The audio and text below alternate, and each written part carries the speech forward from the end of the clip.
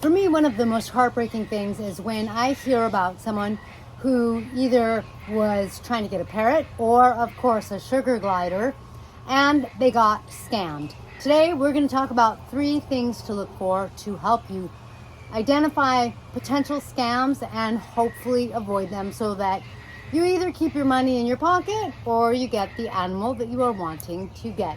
Hey guys, I'm Kaylin. I am the author of the Parrot Bliss Bond. This is Blue. He's loving on me. He's one of my Quaker parrots. I have over 22 species of parrots. I love my parrots. My mission is to help you increase the bond with your parrots, reducing the need for rescues, and share my new sugar glider experiences with you. One thing that I've learned is the first thing I will tell you, if you have sugar gliders and parrots, you need to keep them separate. Just like, really, you should keep a cat and a dog separate from your birds, especially smaller birds. Why? Of course, because you can have problems there with predators and prey. Okay, so 3 things to help you identify and avoid a scam. Number 1, seller protection. Whether you're buying a parrot or a sugar glider, I assume, or anything else, really, one of the things you want to look for is seller protection. If I had a credit card, I'd pull out my credit card and show you. Your credit card has the advantage of offering you some protection when you buy things. But I think some of that only goes so far. But it does offer you some protection because they don't want your card to get stolen and have you get scammed, that kind of thing. Different methods of payment also offer you seller protection. So if you use your credit card and you're using it in a way that the seller, the person you're getting the animal from, has to have a merchant account, then businesses with a merchant account, they can't have people saying that they're getting ripped off because the credit card companies don't like that. So merchants tend to be pretty good because the credit card company's working with them to offer you some of that seller protection. When you do things like a wire transfer, a Zelle, or a PayPal using family and friends, and I can't think of other examples, but the kind of thing like where you hand off money electronically, of course also in person, once it's out of your hand or your account, that's it. It's gone and you lost your seller protection. Now, on the other hand, if you do things and like, let's say, one of the most common ones we all know is Amazon. Amazon's, they're really good at protecting their clients, making sure that we don't get ripped off kind of thing. And so they're really good about doing returns and exchanges and that kind of thing.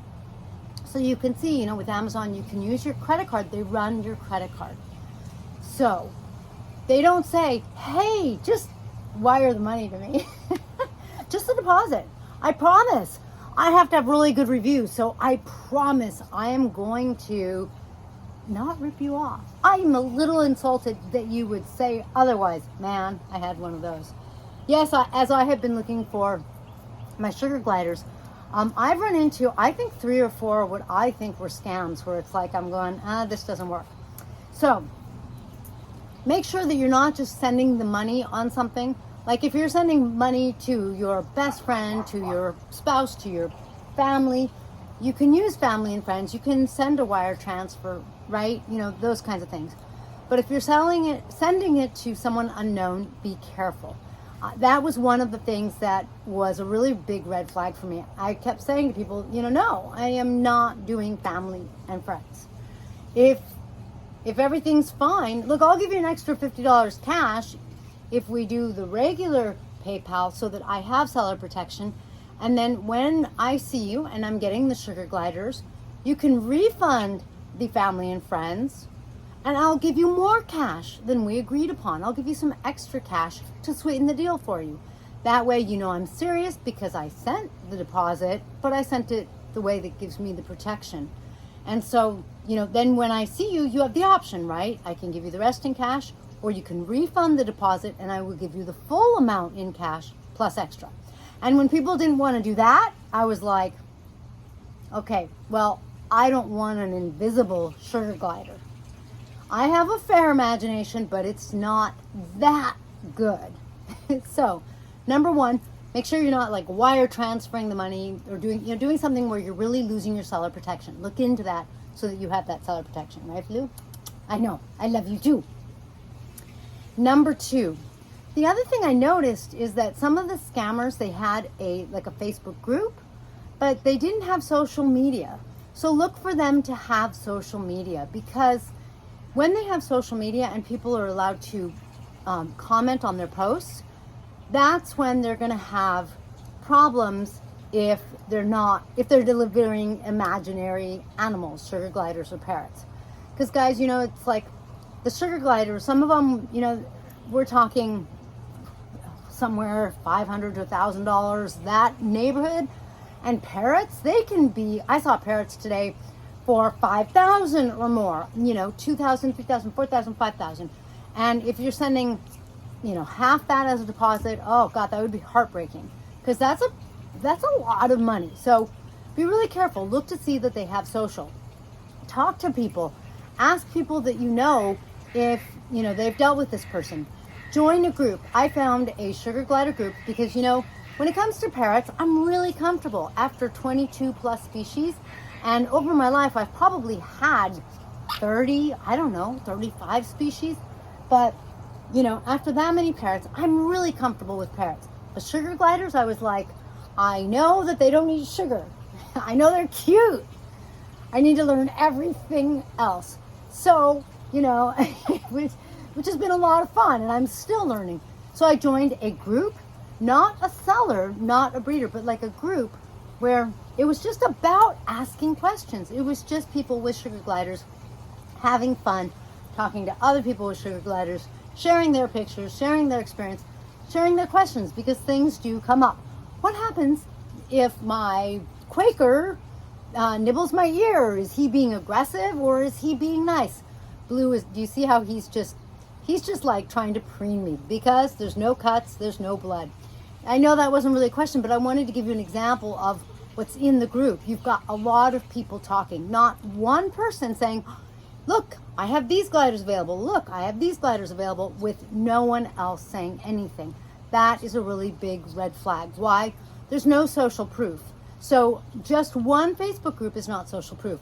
Look for them to have hopefully a website, but certainly maybe a Facebook page where other people are posting, maybe an Instagram page where other people can respond, they can like it, they can comment.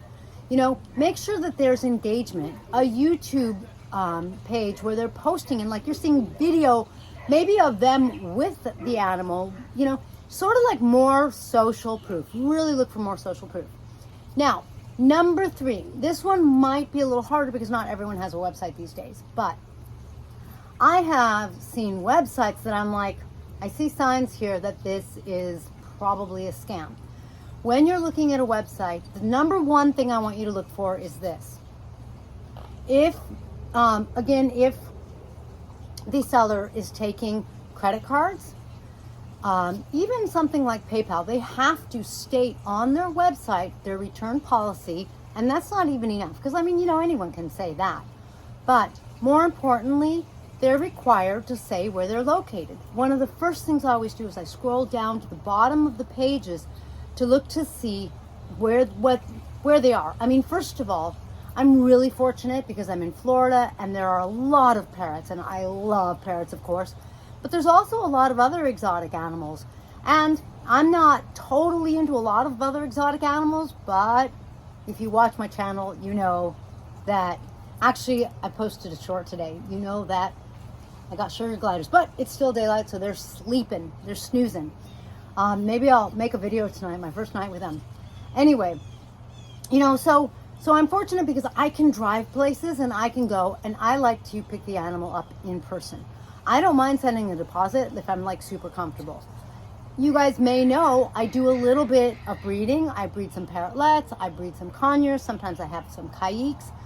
And when people, when I'm trying to sell my babies, one of the things that, people are kind of nervous and sketchy when they don't know me, and I completely get that. And I'm like, you know what? Check out my YouTube channel. Check out my books on Amazon.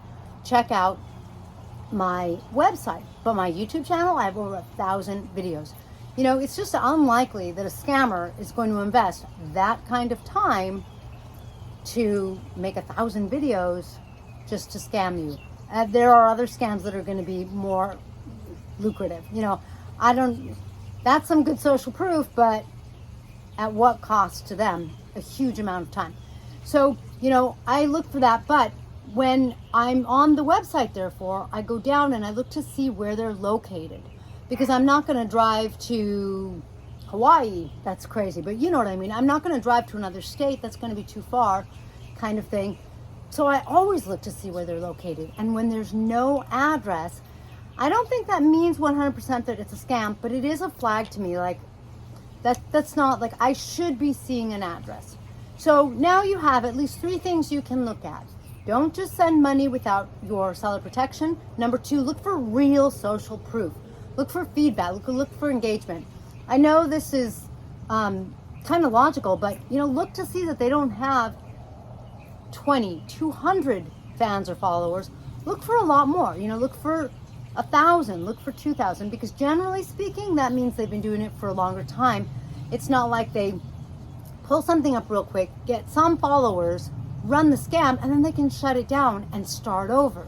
So instead, if they have 1,000 or 2,000 fans, they've been doing it for some time. If they have feedback, they've been doing it for some time, and hopefully that feedback's good. As a matter of fact, when I talked to the breeder that I got sugar glider from today, the first thing he said was, can you please give me some social proof? Would you go on Facebook and give me a review? And I'm like, of course I will. Sure. I'm the same way. I always want people to review my books because it helps. It helps that social proof. So you've got 3 different things. Don't forget the third one was the website. Make sure that they have an address. On the website, you know, look to see what kind of payments they take, because again, you should be able to keep that seller protection so that hopefully you really get that parrot that you can make, or you can have a blissful bond with, because they are fabulous companions that will try to preen you all the time while you're making a video. Or the sugar glider, which I can't tell you what exactly it's like yet. Thanks for joining me in this blue video with my parrot Blue. I will catch you in the next feathered and furry video. If you have any questions or comments, please be sure to post them below, and please don't get scammed. One of the biggest things to me is like your heart is like opening and you want to connect, and there's nothing better than having a best feathered or furry friend, and you really, you know, getting that chance to connect, because, you know, just because you get them doesn't mean everything's going to go great. But when you don't even get a chance and you get scammed out of your money, that's the worst. Please don't let that happen to you. Thanks, guys. Please be sure to give Blue and I one of these if you enjoyed this or if it was helpful, and please give us some questions or comments below, and I will catch you in the next feathered or furry video.